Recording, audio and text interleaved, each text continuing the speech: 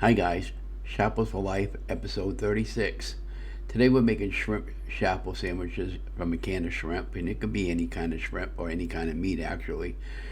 So basically, we took 1 cup of mozzarella cheese, the usual, 1 tablespoon of almond flour, a fourth of a teaspoon of baking powder, and then we took a half a can of shrimp that we drained, and then we had mixed everything all together with an egg, some simple seasonings, onion powder, garlic powder, salt, pepper, everything all to taste.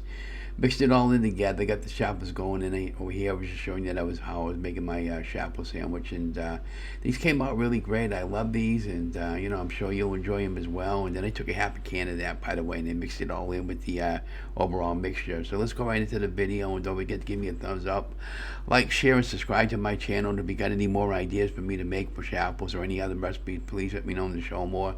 And don't forget to like, share, and subscribe to the channel. And love you guys. Have an amazing day, and thanks for watching.